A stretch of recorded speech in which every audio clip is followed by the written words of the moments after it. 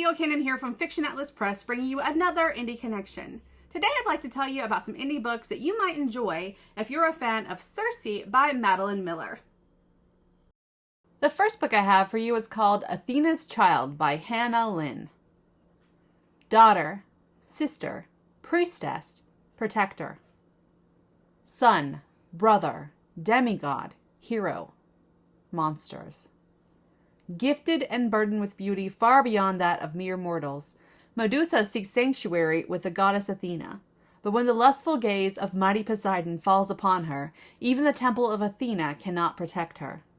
Young Perseus embarks on a seemingly impossible quest. Equipped with only bravado and determination, his only chance of success lays in the hands of his immortal siblings. Medusa and Perseus soon become pawns of spiteful and selfish gods. Faced with the repercussions of Athena's wrath, Medusa has no choice but to flee and hide. But can she do so without becoming the monster they say she is? History tells of conquering heroes, tales distorted by time. Medusa's truth has long been lost, until now. Now it's time to hear her truth. The second book I have for you is called Song of Sacrifice by Janelle Rhiannon. From the ashes of the ancient past, a story that none of us can forget beckons to rise once more. Song of Sacrifice is a sweeping tale from the tragedies and triumphs of the Trojan War. The unforgettable characters of Homer's tale, heroes and heroines entwined at last, leap off the pages in this epic retelling. The heart of the Trojan War belongs to the women.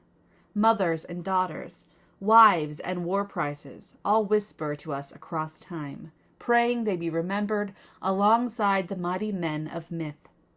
As the age of heroes wanes, the gods gamble more fiercely with mortals' lives than ever before. Women must rely on their inner strength and cunning if they're going to survive the wars men wage for glory and gold. They struggle for control of their own lives, rise from the ashes of brutal assaults, fight to survive by any means necessary.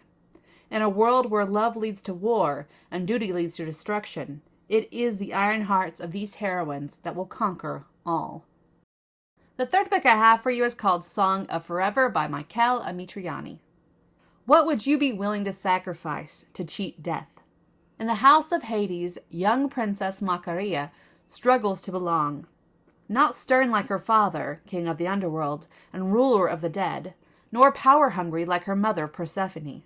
She turns to stories of love and loss among the mortals to seek solace in a world without happy endings. After the queen assigns Macaria more responsibilities in the ruling of the netherworld, the young goddess learns that justice is swift but seldom fair, especially when it means preserving the division between the worlds of the dead and of the living. When the mortal Orpheus, who plays the lyre with heavenly grace, reaches the underworld to retrieve his wife, he threatens the very balance of life and death. With Orpheus's destiny in her hands, Macaria is torn between her admiration for humans and her duty as the princess of the underworld. Will she choose what history and duty says is necessary, or will she follow her heart? And the last book I have for you is called In the Path of Gods, Beginning Chaos by Victoria Dunsnap. When Zeus summons the gods back to their home planet Elysius, the enchantress Circe must obey.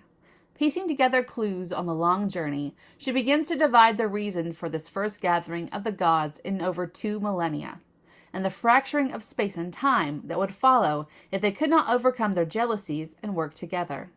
Only the gods had kept order in the galaxy for so long. What Circe could now see coming was the beginning of chaos.